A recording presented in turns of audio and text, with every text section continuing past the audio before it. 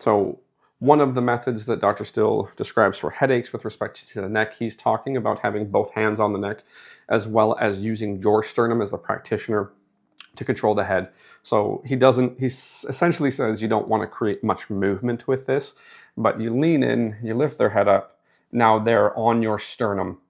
Now, clearly this is going to depend on who you are as a practitioner, what you're comfortable with, what the patient's comfortable with.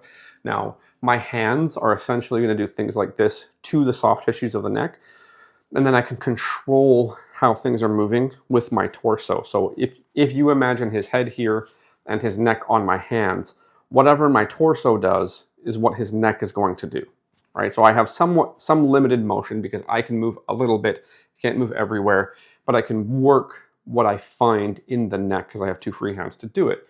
So he says that this is for headache. So this is essentially what you would have seen with Dr. Still working on headache, right? So here, you would agree that you like this less as far as, say, around this area. Is that fair? Yes. Okay.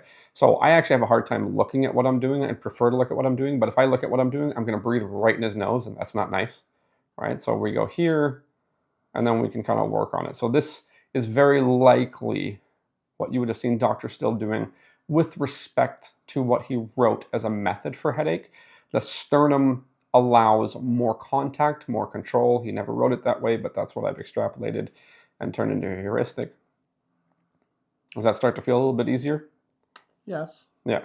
Not perfect, but it's something, right? So you've got good contact, good control. You can tune in both hands, have good two-point discrimination, not necessarily a clean diagnostic movement, but diagnosis and treatment can be integrated relatively well with that position and that movement.